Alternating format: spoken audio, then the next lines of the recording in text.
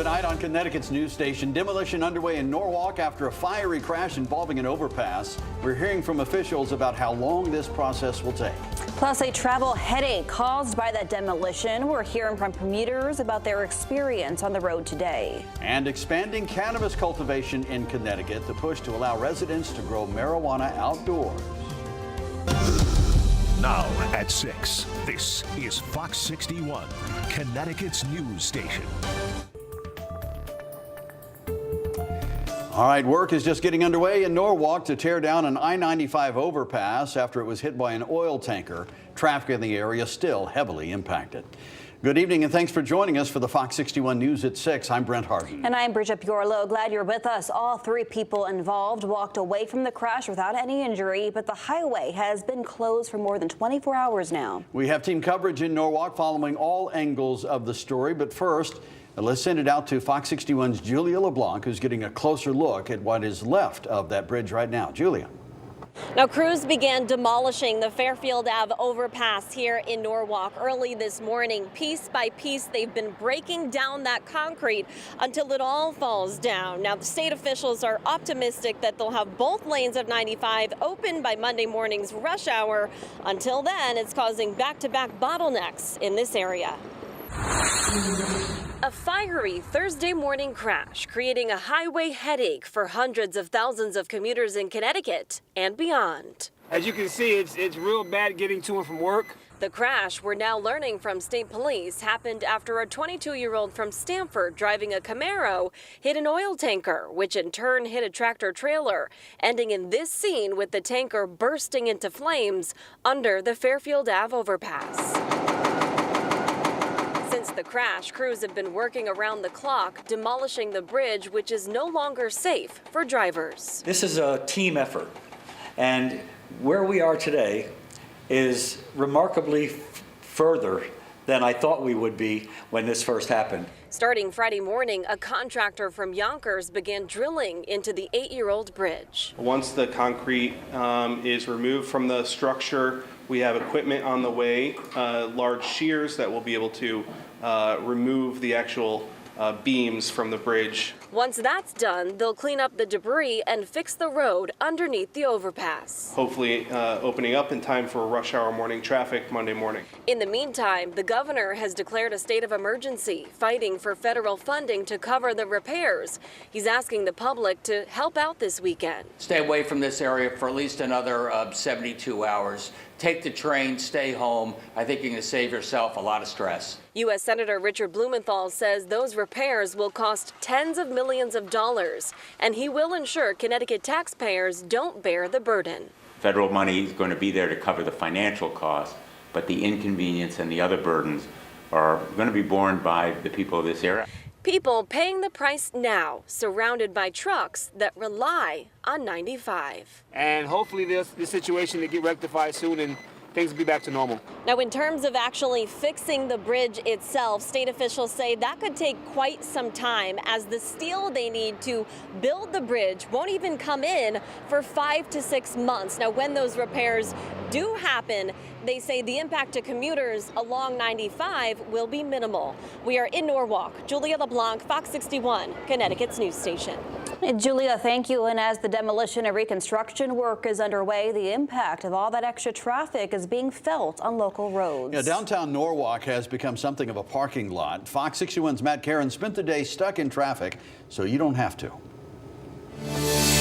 Well, welcome to the heart of downtown Norwalk. You can see all the traffic congestion here behind us. This is West Street, right by the entrance to I-95. Detour signs are posted, and local police have almost exclusively been conducting traffic detail.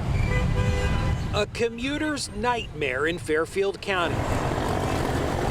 From first responders to Amazon drivers. Going anywhere is just hard. 100%. 100%. Can't even go to the store. Justin Mebane actually works construction on I-95. Nobody knows better than he how tough and dangerous a highway job can be. On exit 5, we've had like 5 crashes in the last 3 weeks as people don't pay attention. The emergency alerts and detours are keeping people off the highway. Today, I think people have heeded the call to stay home. But the usual I-95 traffic is being funneled onto local roads. Nobody planned to have a petroleum truck under a new bridge and explode with over 6,000 gallons of fuel. So we have to take it as it is right now. The impact of the tanker crash being felt across all sectors of the local economy. More traffic has not translated into more business for the Costa Vino restaurant. Quite the opposite.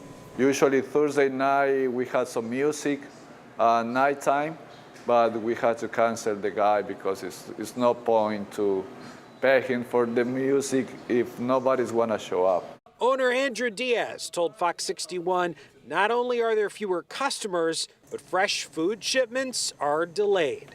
Somebody called in the morning, they said they still want to do the delivery, but usually the delivery is in the morning. And they say they're coming late, hopefully they can deliver it today or maybe at nighttime.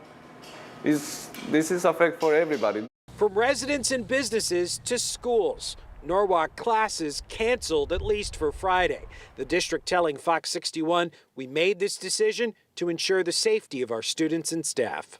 And because it will continue to be hard using your own vehicle, Metro North is actually going to be increasing capacity and service all this weekend, so might be easier to take the train. Senator Blumenthal also announced today that for any business owners who feel they may have been economically impacted by this accident, federal grant money may eventually become available. Reporting in Norwalk, Matt Caron, Fox 61, Connecticut's news station.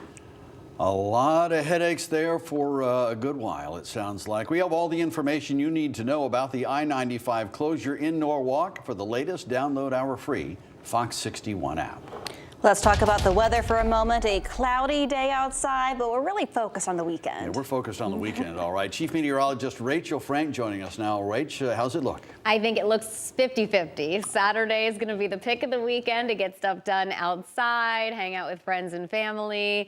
And Sunday is one of those good days to catch up on movies and laundry, right? Because it'll be cooler and wet. But I think the biggest thing is chilly, and we're looking at temperatures that will only be in the 50s on Sunday. But right now is beautiful, 66 in Hartford, upper 50s for the New Haven area with mostly cloudy skies out there, and we're near 60 in Meriden. Notice though it is cooler at the Connecticut shoreline with the wind coming in off of the water. Nothing here locally to show you, but I did want to point out these showers that'll take a while to get here.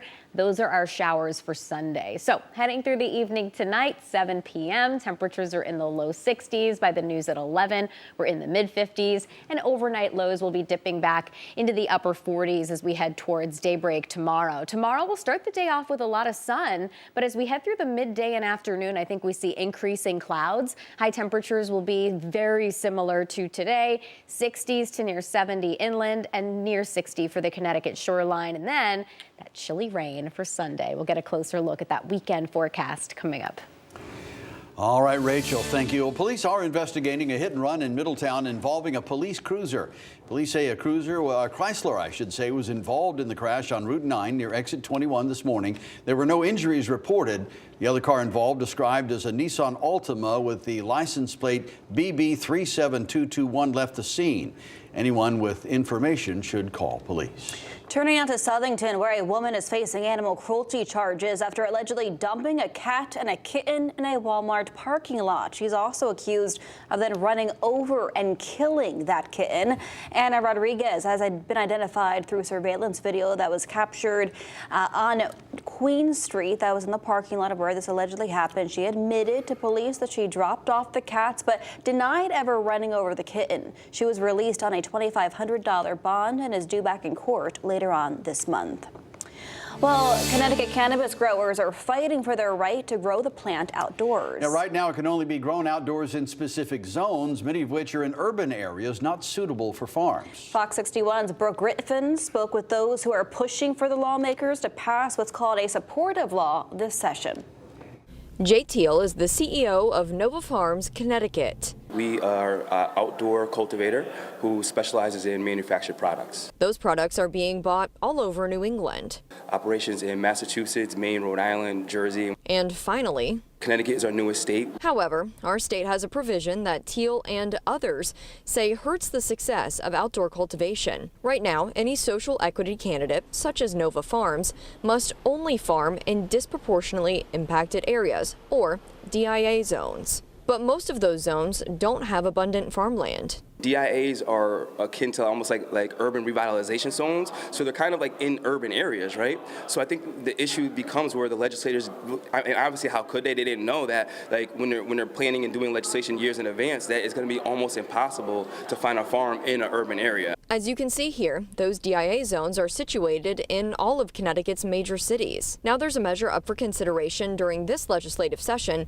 that would change that.